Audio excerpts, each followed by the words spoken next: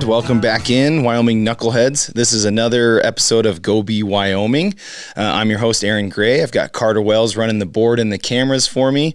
And today our special guest is Bruce Moriarty, movie producer, director, that hangs out here in northern Wyoming. So Bruce, thanks for stopping by the studio, especially with this early fall storm that we're getting.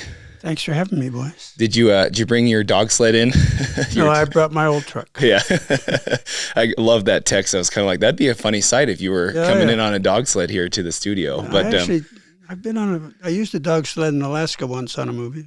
Anyway. Awesome. We can get into that. But first and foremost, so Bruce, thanks for coming by. We're going to get into the movie career and the producing, all that stuff. But the show is called Go Be Wyoming, and you've got a connection to Wyoming, of course. But you were born in Ontario, Canada. Correct. And then you were a cowboy, right? It's a very rural area, similar to here. Yeah, I was a combination, actually, cowboy, quote unquote. But I also worked a lot with racehorses. Okay. And in Ontario, I rodeoed some, but most of my horse career in Canada was in the racehorse industry. Racehorsing. Oh, okay, cool. Very cool. I have a weird connection to the Tates. Have you ever met the Tates out here? Yeah. So interesting. That's racehorsing and the horse industry out here. There's a cool connection to northern Wyoming. So awesome. Yeah. So racehorsing, you were rodeoing a little bit. And then I think we were talking off air a little bit. Your connection to down here to Wyoming was Fred Larson. Originally, a fellow by the name of Fred Larson who lives down on the North Platte, I guess near Douglas, Wyoming, as I remember. It's been a while since I've been to his place. And he's quite the prolific character. Awesome. You all love him if you ever met him. How'd you guys meet? Because I think you said you met him during rodeoing. We met rodeo, but then we really got to know each other on a movie that we shot in Canada called Harry Tracy Desperado. And he played one of the posse cowboys, and he did a little bit of stunt work for me, and we just became really good friends. Good friends, gotcha. Okay. And he's like, you got to come see Central Wyoming? Yeah, we kind of, after the film, we jumped in the truck and showed up here. Yeah. It's good. Are you a big fisher, fly fisherman or anything? I am Bruce, not, actually. Now that I'm getting a little long in the tooth, I've been thinking about fly fishing. Oh, there you go. Okay. Well, if he's on the North Platte, there can't be a better spot to go fly fishing. Well, he's never told me. Maybe that's his secret. I was going to say maybe that's what he's doing. Yeah. Awesome. Well, what was your first impression then? So you guys just jumped in a truck and... It was something I really liked back then. We drove, so we came through Montana, Wyoming. And I had already spent a lot of time in America, but more south in New Mexico, Texas, California. So Wyoming was a pleasureful experience at that time. Sure. We're kind of going, let's see. So let's go back to your rodeoing and racehorsing. How did you, what was kind of your start into movies? My start into movies was actually in Canada, in Ontario. There was a fella up there who had a dude ranch. His name was Charlie McVitie. He was an old Hollywood cowboy, I think, from years ago. And when I was a kid, I took out dude rides for him. But he built himself a little film studio up there. And so whenever they needed a kid to get rescued by the dog, fall off the horse in the river, whatever, it was me. And then actually the film industry in Canada became pretty busy back in those days. We did movies like all kinds of movies, a lot of TV shows. I think one of the biggest films I did in Ontario was a film called Equus. Okay. Richard Burton and that group. I trained the horse for young Peter Firth to ride for that film. And then I came to America. How old were you when he started asking you to kind of be the? Oh, I was maybe 10, 11-year-old. Oh wow, so early on. Yeah, Okay. I was young. I mean, it wasn't a job. It was for fun. Yep. Right. Okay. Well, now it's going to lead me into the next question. I mean, that you've got this great experience of kind of it's fun and you've got early experience. Is that kind of what kept you doing it? Kept you with horses? And I mean, I got to say, I took a break from it for a while and ended up pretty busy at the racetrack, galloping horses. And I was also a jockey valet in the jocks room, so I used to take care of jockeys and saddle horses every day. And I also worked. I used to fly horses around the world with an outfit out of Canada. Okay. And eventually, that led me to Kentucky, where I opened up an office for the transportation company, and then that led me into California. And working for, again, racehorse business ended up working for Desi Arnaz Sr. and Robert Mitchum and various people, which then really led me into the movie business. Gotcha. What is one of the most rewarding experiences in the racehorsing business that you remember or cherish? Well, I got to work with a lot of good horses. I got to fly Secretariat, and I knew the whole group around Secretariat, the jockey, the trainer, the owner, and I ended up flying him to his last race when he retired in Canada. Okay. And so that was a big moment in my life. Yeah, I mean, many, many things in the racehorse industry, winning certain races around the country. And sure. What was that experience like when they retired? That was Secretariat's last race. Yeah. Because he won. In fact, the day he ran that race was the International, I think was the name of the race, and Ronnie Turcotte was always Secretariat's rider. But at this particular day, he had been suspended for a riding infraction. So, if I'm not mistaken, a guy named Eddie Maple had to ride him that day. Which was a bit of a letdown for Ronnie because it was his last race before he went to stud. But he won, and everybody celebrated, and we had a good time that night. Yeah, I would imagine so. And then you said transportation business, but is that with racehorses? Is that what you're? Yeah, I flew racehorses. Okay. Olympic teams. I flew elk to New Zealand, all kinds of different animals around the world. Wow. So you're a pilot? No, I was with the animals on board. Oh, gotcha. Okay. Taking care of them while they're flying. Okay, awesome. Loading them, unloading them, taking care of them while we're flying. You said elk to where? New Zealand. What was that for? Well, the crazy New Zealand boys, bless their hearts, they used to buy elk in Canada, take them to New Zealand, and raise them up, some for meat, but they would sell the elk horn to the Asians as an aphrodisiac. Oh, okay. So, interesting. It was interesting. Yeah, but that was fun trips. Okay.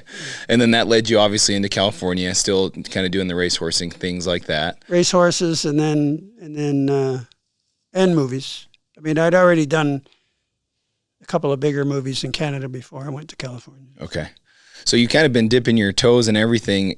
How did the, your early childhood being around horses, racehorsing, how did that prepare you for, kind of going full into the movie business? I got lucky. I was lucky enough to do a movie called Black Stallion, which was shot in Canada partly, and part in Sardinia. And I was asked if I would work on the movie as a wrangler. And so that's how I kind of got introduced to the bigger leagues of movies. Gotcha. And horse involvement, which then led me to know people like Francis Ford Coppola and who eventually, Francis, was the one that got me into the Directors Guild of America. Okay. I did a second Black Stallion movie in Morocco and Italy with him. And after that, he was gracious enough to help me get in Directors Guild. Directing, yeah. So what's the kind of, as you said, there's kind of steps. So being a wrangler, how's that different from being kind of just maybe a stuntman or well, it was a combination of. Okay. I was the one responsible for getting the horses to the set every day. In the case of the first Black Stallion, all the horses around the Black Stallion in his famous race, I think it was a 4 or 5 horse race. I bought and trained all those horses for the movie. Second Black Stallion movie, I went to Morocco 8 months before the company and bought and trained all the desert horses for the big desert race that happened in the second Black Stallion movie. So it was, a combination of wrangling and training. And then you're probably in charge of everybody then, Yeah. you know, of who rides the horses and when they're filming and things like that. I mean, the actual trainer of the Black Stallion was bless his soul, he's dead now, a guy named Glenn Randall Sr., who also trained all the Ben-Hur horses and went back many, many years in the industry. And I got to work with him in California as well, which was a pretty great experience. Awesome. So Black Stallion was kind of your big break, and then as you mentioned, you had some help getting into the Directors Guild. I did. Talk about why, because this is all new to me. So what's the Directors Guild, and then how is that important for you to get kind of into that director's chair? Well, actually, assistant director, as opposed to director. It's kind of it's like Screen Actors Guild. Okay. If you're a member, then you get to do the bigger movies, and it's what everybody belongs to that does all these movies. All the big ones, yeah. And is that a hard process? Do you have to Back be referred? in those days, it was wasn't as difficult as it is now. Now it's more difficult to get in. Okay. I got in because I was also a member of the Directors Guild of Canada. So that between that experience and Francis prompting it, I became a member. Gotcha. And then so get you into the guild. What was the first movie that you were assistant director on? My first guild movie. Let me think. What was it? Or maybe the first one you can remember. I think it was Cat's Eye. Okay. Which was a movie we made in Wilmington, North Carolina. Was that the first one? Anyway, and that was a movie with Drew Barrymore and when she was a child, actually, and various actors that Jimmy Woods and what was the plot? It was, what was the plot? I'm sorry, my language. No, you're okay. No. It was about this cat that kind of led us through all these different stories and situations. It's a long time ago, boys. That he was kind of like the traveling cat that. Okay. That it was a Stephen King book. Okay. Gotcha. Then I subsequently did a lot of movies in North Carolina, some Stephen King movies, some not, for Dino De Laurentiis, who had opened a studio there in Wilmington. Gotcha. And yeah.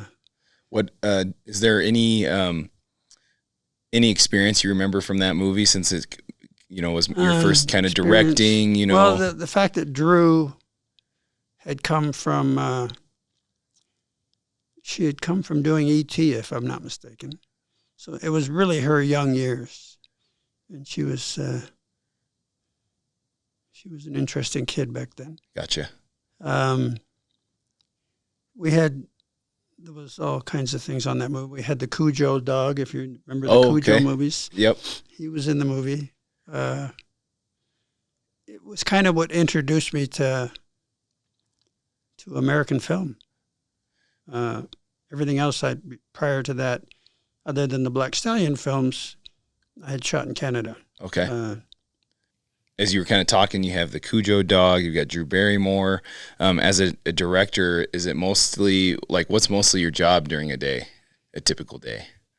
My job as an assistant director is what I was on the film, is to schedule the movie from day to day, make sure that everything's there to shoot the movie, assist the director, run the set. Basically, I'm the one that rolls the camera and make sure the background actors are doing what they're supposed to be doing. Make sure boom mics are out of the shot. Yeah, that's part and parcel of myself and the cameraman. But yes, so I'm essentially the boss on set, the organizer. Gotcha. Of the movie. Awesome. Cool. Very cool. So Cat's Eye is the first one you can remember. Cat's Eye. Then it went on from there to a movie called Silver Bullet, I think, was my next one down there. And that was another Stephen King movie about werewolves. And then movies like Maximum Overdrive. Okay. Which I was just a stuntman in that. Raw Deal with Arnold Schwarzenegger. Many. Yeah, that I can't remember. That's all right. I just saw one of these questions here. We're kind of backtracking here, but we talked about your role on Black Stallion. Was there, or in stunts, what's one of the worst experiences you ever had being either a stunt rider or a wrangler, or just and it can be whichever movie, just one of your worst experience that maybe somebody wouldn't think of being a stunt rider? I don't know. I don't know if I really had a worst experience, I got to say. I mean, the odd bump and grind. I mean, if you're falling off a horse, you're going to get bruised up with, or it's just part of the deal. Yep. Yeah, I've had a few knocks and bangs over the years. Sure. What about, or maybe, I would imagine many actors or actresses aren't doing stunts, but anything that was kind of funny on a set, doing a stunt? Okay, I'll give you a funny one. I'm doing a movie called Harry Tracy Desperado, and I'm leading a posse.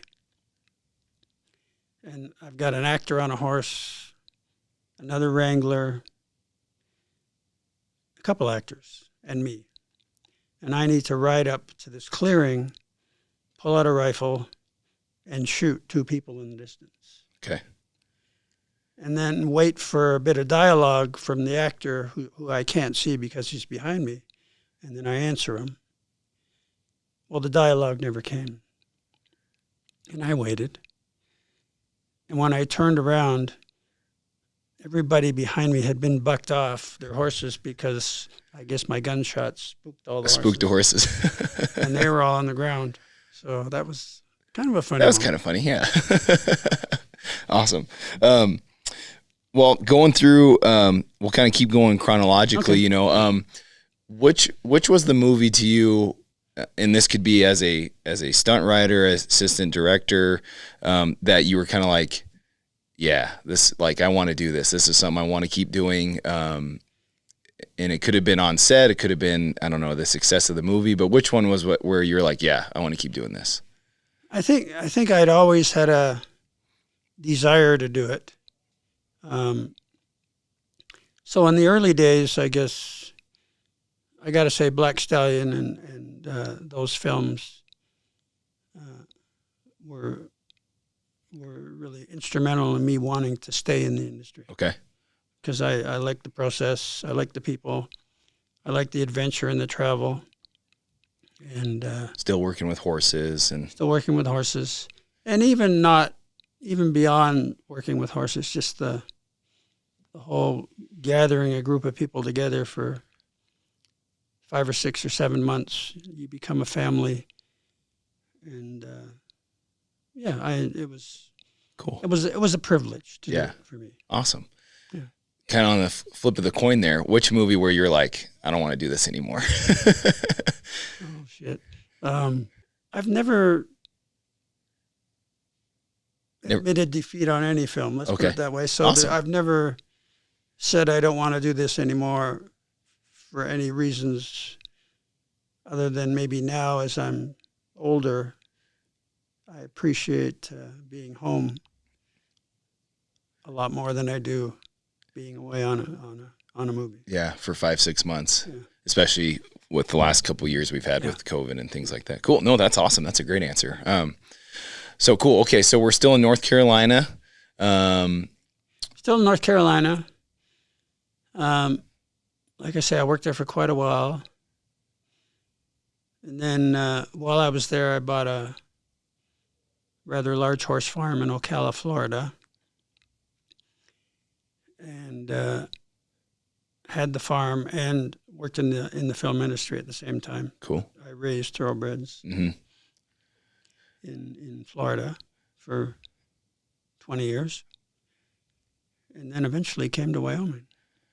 And is that this friendship with Fred was still ongoing? Well, yes and no. I mean, I was a combination of things that finally got me to Wyoming full time. One was a woman. Yeah. Awesome. Very cool. No, that's awesome. Now, I think I'd love to hear your explanation between the difference between a producer versus, assistant director on a movie. Producer is an open-ended position in the sense that there's many types of producers. There's financial money type guys who are producers who either have the property, raise the money, bring the property to the filmmakers. The other type of producers are the ones that are there every day making the movie. So when you see credits on a film, if you notice, there's executive producers, and there's producers, and then there's always a line producer usually. Usually the executive producers are either the money people. These days, a lot of actors end up as executive producers. Sure.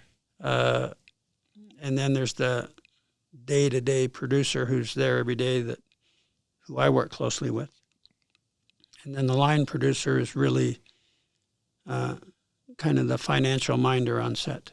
Okay. Awesome. And now you've been producers. I've been a producer on, I forget how many movies, Sure. Not that many. And my producing on films is part and parcel of being an assistant director, producer combination. Gotcha. Okay. So it's on the set. It's a set. Yep. Which is that's been your experience, most of the time. Okay. Awesome. Very cool. Okay. So you got a horse farm, North Carolina. Let's talk about, I think anyone that has run into you here in town knows you've been a part of Forrest Gump. So, how did that come about? I think someone told me you were currently on another movie and then you jumped over to Forrest Gump, or how did you land Forrest Gump? That was a big decision moment in my career, actually. I had worked with Bob Zemeckis on a number of films. Back to the Future 2 and 3, Death Becomes Her. I think there was one more. I can't remember. And Forrest Gump was in the future, but not a film that was ready to be made yet. So I actually took a job in Canada on a movie called Legends of the Fall. Okay. Great film, great people. I was the assistant director. Brad Pitt, him and I rode horses together, preparing for the movie. I was 5 or 6 weeks into prep on the film, and I get a call from the Zemeckis group. We're going to make Gump. And I went, it's not fair that you're gonna. I'm on this movie. I can't quit this movie. Anyway, we went round and round and round, and I quit the movie, and which is one of the worst things I feel I've ever done in my career in the movie industry was to quit any movie, but especially Legends because it was right up my alley. Mm-hmm. But I did, and I went to Gump, which that year or the next year after it was released actually won the Academy. And when it was up against Legends didn't win. Gump did win. Yeah, that was a tough one. Yeah, tough. Tough decision because I feel like you're probably very loyal once you commit. That yeah, hey, you are. Yep. It's doing any film is a commitment. Mm-hmm. You don't want to not be there. Right. In this case, I wasn't there. When were you there when it won the Academy Award? And I was actually on another film in Nashville, I think, at the time. So I didn't go because Gotcha. I had to work. Yeah. So. But when did you feel like there was that relief where you're like, okay, it was okay to leave Legends? It was never okay. Okay. I mean, to this day, still bugs you. It's a bit of a thorn in my side. The director, actually, a guy named Ed Zwick, for years we didn't talk. And then we actually made up, I forget how many, maybe 5 or 6 years ago, a producer put us back together to make a movie in China. I can't remember the name. Oh, the Great Wall or something it was called. And I said to the producer, I said, look, I don't think this is going to work because we've had this, I quit him once. Anyway, he put us together. Ed and I went out for dinner and had a great dinner and talked about our pasts and mended our pasts. And unfortunately, the movie never got made by us. It ended up being made by somebody else. But yeah, we became friends again. Mend fences. Awesome. Cool. We mended that fence. So. Very cool. Took a while. What's an experience on Gump that you remember that was really cool? Oh boy. There's probably quite a few. Many. But I think Tom Hanks, first of all, was amazing on Gump. The making of the film was very difficult because we had a big problem with the studio, money, scheduling, and so it was a group of people that got together to do something in adversity in many ways. The crazy things that happened on that film were there was a big explosion we did where Tom carries Bubba out of the forest. Sure. And it was a 2-part shot because, of course, we couldn't put Tom Hanks in the explosion with Bubba. So I did the explosion and then ran Tom and Bubba out after. But the explosion itself was very large. And the director, Bob, got a little bored, I guess, and he said, look, you just do this, I'll be over there. So I got really busy getting the shot ready.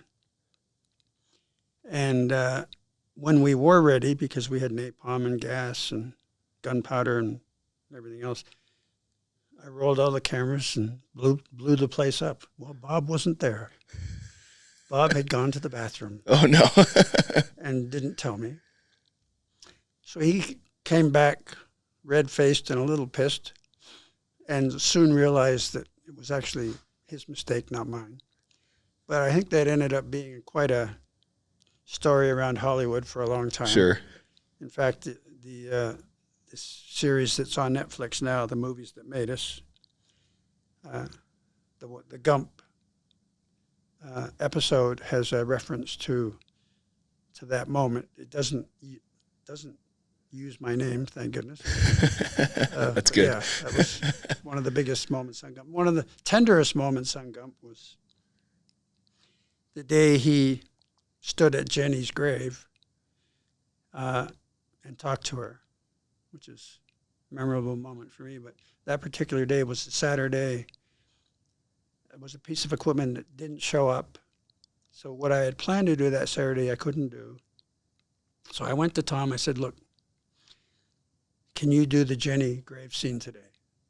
And he looked at me. He said, yeah, I can do it. So the shot was a long dolly track.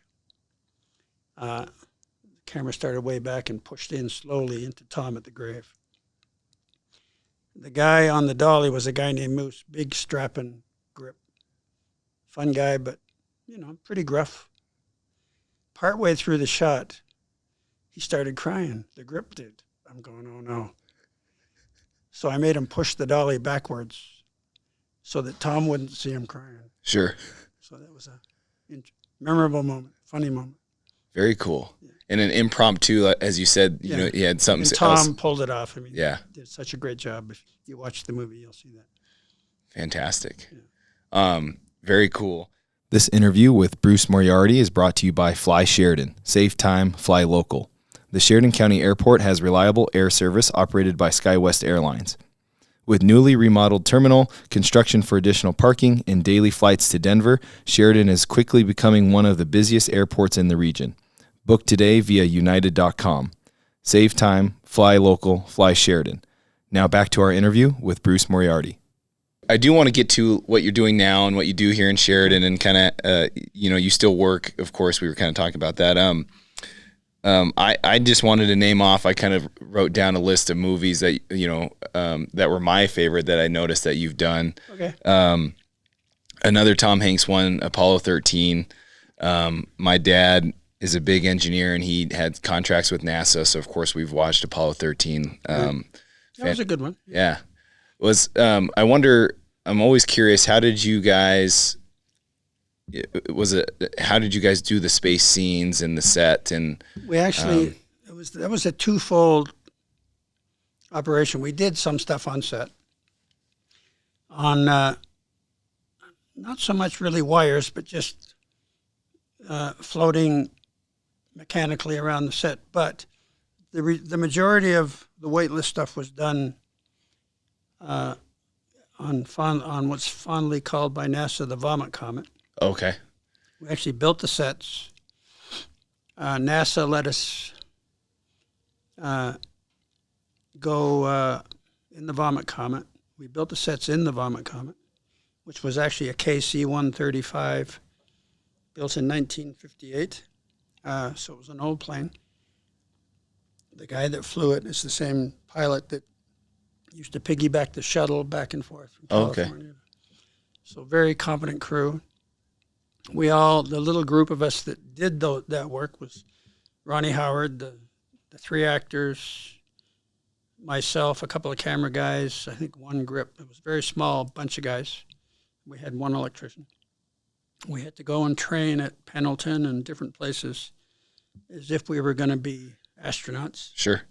Or do all the hyperbaric chamber stuff and yada, yada, yada. So we achieved most of it in 30-second spurts. We used to get on that plane, go out across the Gulf of Mexico, go to 50,000 feet, and then just free fall to about, I think, 20,000. I can't exactly remember. So it's called a parabola. And you'd go weightless. Right. While in that period. So we had to plan each shot meticulously before in the morning we rehearse it all. In the afternoon we go shoot. And that's how we achieved the weightless stuff. Very cool. Yeah, so on set, kind of floating or on that. That's awesome. Cool. Yeah. Very cool. A lot of it for real, in a real weightless situation in the NASA trainer. Sure. Yeah. Very cool. Bad Boys, I think that's, of course, I bet that was a fun one to do. Bad Boys was an interesting film. Michael Bay's first movie ever. Yeah, it was interesting. Yeah. Michael was a bit crazy. Maybe still is. Yeah, right. We've done a few together. I was gonna say you've done a couple with him, yeah. But yeah, that was a fun one to do. The boys were good. Martin and Will Yeah. did a great job. We shot it mostly in Florida and South Beach when South Beach was still being developed. Sure. Yeah, it was good. Awesome. You already mentioned the Back to the Future 2 and 3. Those are classics and fun, I would imagine. No, they were a lot of fun. The Western one, number 3, was. Oh, sure. Well, they were both fun, but the Western was a lot of fun given how we did it. We actually put the DeLorean on the railway track. We put train wheels on it and had the train chase it. Where was that at? That was in Sonora, California. There was I forget, this private railroad up there. Cool. So actually put it on there. Yeah. Put it on there. In the second movie, all the hoverboard chase was done for real. With no CGI. We put everybody on 70-foot wires on an arbor, on a Champion crane, and flew everybody around on the wires every day. The only, I think, CG part of that sequence was when Biff's rockets fired. Sure. So that was everyone's on wires in that scene. Everybody's on wires. Very cool. That was for us. It was a big achievement to do that. For real. Yeah. Awesome. No, that's cool. I'm glad you brought that up because that was a question of mine that I was going to ask you about that scene. Very cool. I do want to ask a question about Shanghai Noon. Okay. One of my favorites. Yeah. I've always, since I've got you in here now, I can kind of tell you this. My mom was Korean and she was adopted. Her adopted family's from Buffalo. And so my brother and I growing up here, we obviously look Asian. And so when Shanghai Noon came out, we loved that movie because just, him coming out to the West and all the get-ups he had to wear and things like that. So I'm a big Jackie Chan fan. So he's a cool dude. Love Shanghai Noon. So, and he does all of his stunts. For the most part. I mean, as he's getting a little longer in the tooth, no. But yes, that's what he's famous for. Right. Yeah. And was this his first American movie, or he'd done others. I think he did all those the buddy movies with Chris Rock. Was it Chris Rock? Oh, the Rush Hour. The Rush Hour movies. I think he'd done them prior to Shanghai Noon. Okay. Yeah. Awesome. Sure. I'd have to look at his. Yeah, that's okay. What was your first experience meeting Jackie on that one? Teaching him how to ride the horse. Oh, very cool. Which was cool. I mean, he did great. I mean, he was really good. The horse that we picked for him was talented, very talented horse. And Jackie took to it, did a great job. We taught the horse a bunch of tricks for the film for him and with him. Jackie, it was a fond memory of that movie because between him and Owen Wilson, a lot of it was ad-libbed.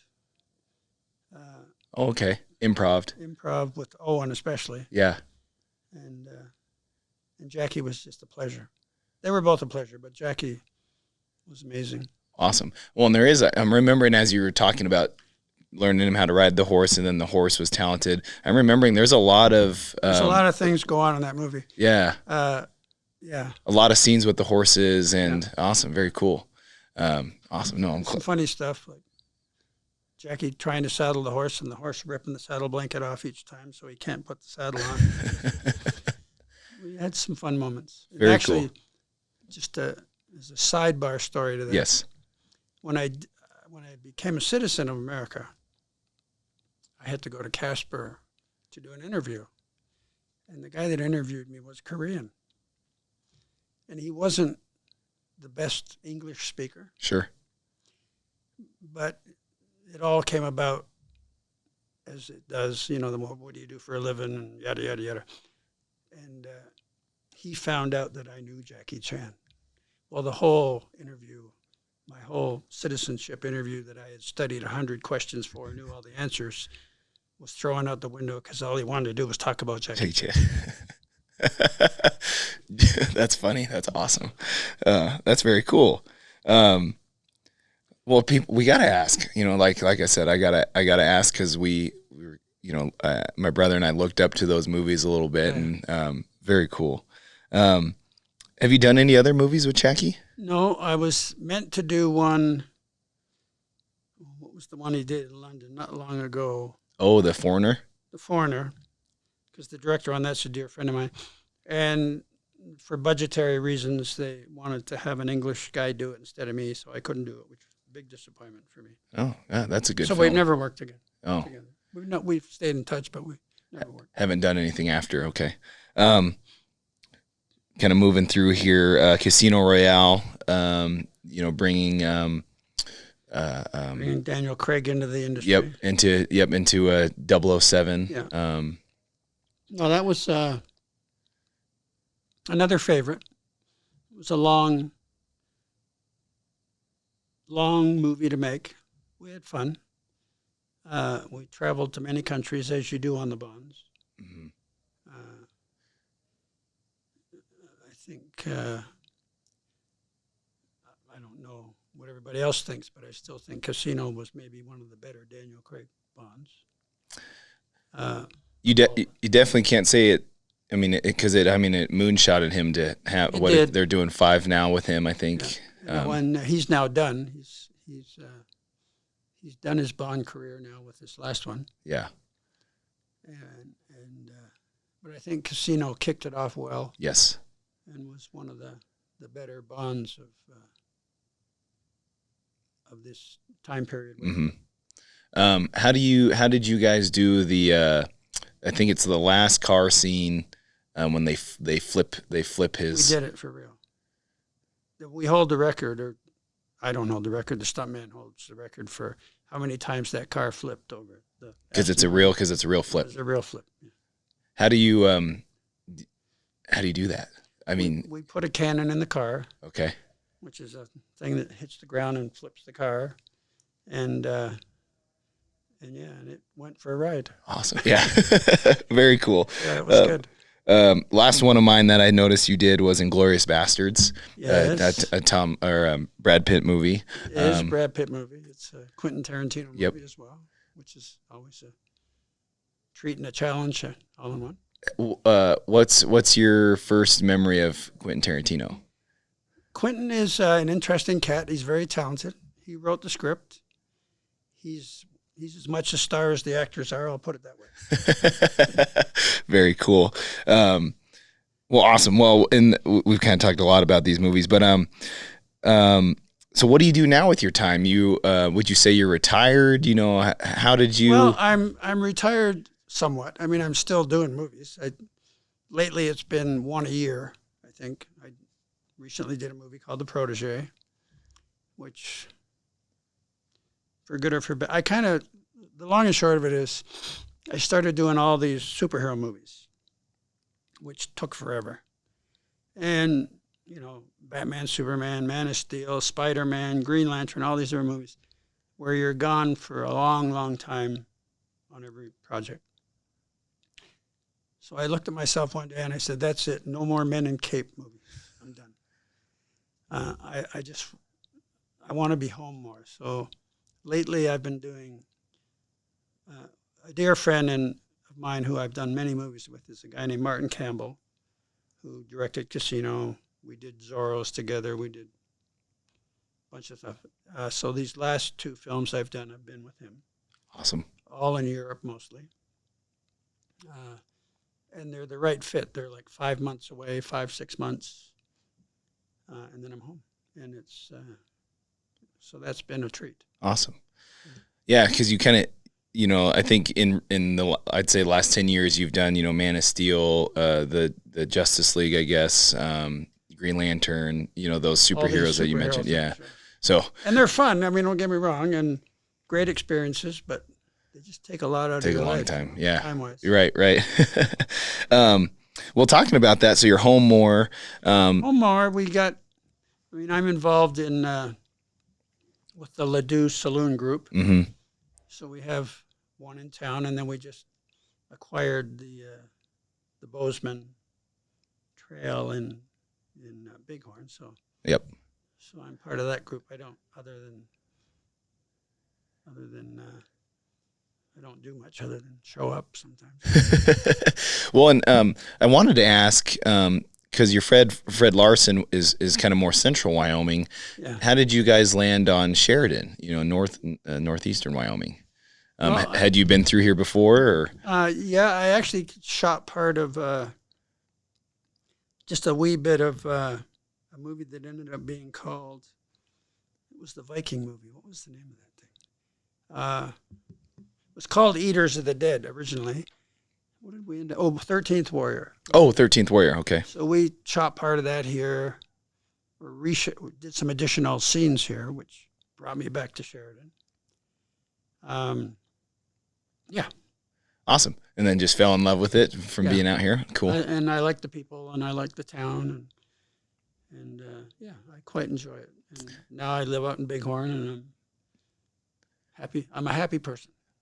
Wonderful. Do you have any horses out there? I do. Right now I've got one horse and one donkey. I've got another horse and a donkey at a dear friend of mine's who are retired, and she won't give them back because she kept them while I was away. Kind of hers now, right? They're hers now. Part of the fabric of her ranch. Yeah. Wonderful. So kind of on that thread, you kind of mentioned, 13th Warrior, some scenes were shot here, did some reshots. I would imagine you've maybe thought about this, trying to be home more, probably traveling around the state, seeing the scenery. How can Wyoming, be more film friendly? Yeah, film friendly. I'm trying to think of how can it make movies? Yeah, exactly. Well, unfortunately, the industry these days is centered around money a lot more than it used to be. So the places where you make movies these days are incentive driven. Gotcha. So I think the biggest incentive state now is Georgia. Sure. New Mexico is doing pretty good again these days. They've got incentives, European incentives, Canadian incentives. I think Yellowstone went to Montana from Utah because it was being shot in Utah because the Montana government ponied up, I think, $10 million or something to get them to come there. I was just about to ask. When you say incentives, that means the state is they're chipping in something. They're chipping in. So incentives are really essentially the films go there, they spend a lot of money, and the state reimburses them for certain things. Gotcha. Whether it be local hires or room and board, maybe all kind. Yeah, anything. I mean, the state, in theory, is gains, from the people living there and spending money and buying materials and renting vehicles, and sure, staying in hotel rooms, yada yada yada, and they rebate part of the budgets back to the film company. Do you think that'd be worthwhile for Wyoming to look at, or maybe it's? I think it would really be worthwhile if we could get them to do it.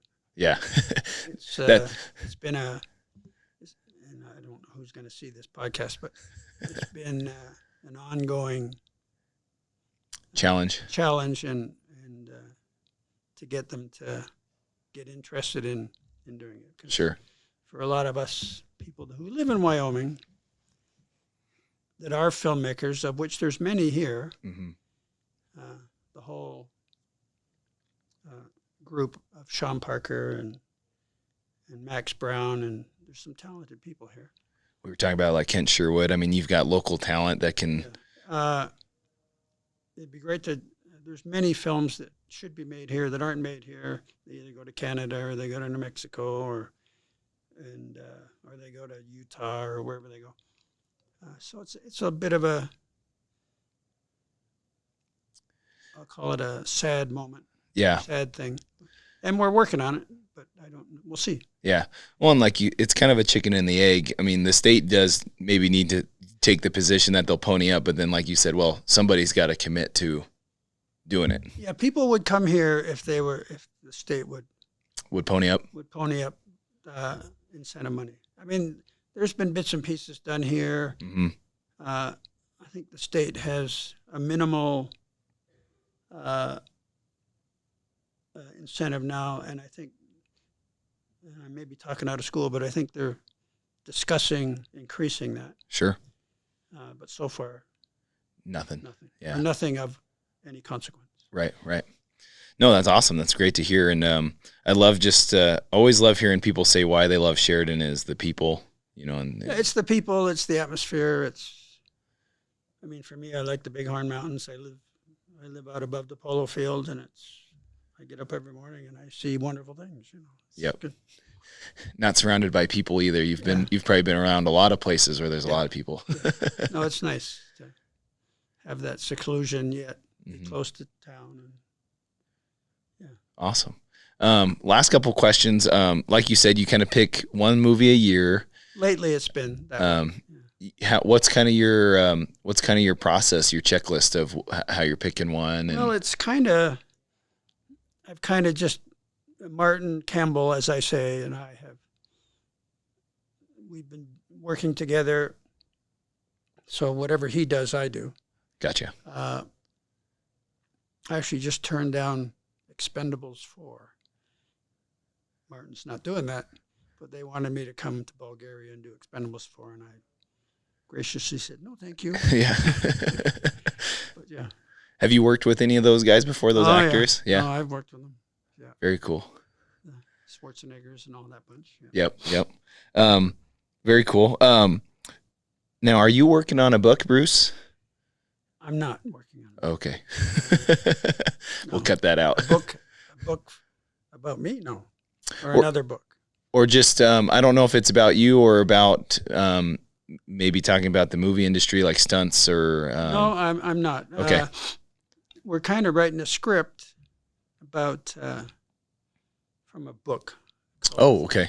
It's called 1,000 White Women, The Diaries of Mary Dodd. That should shoot in Wyoming, Montana, and the Dakotas. Gotcha.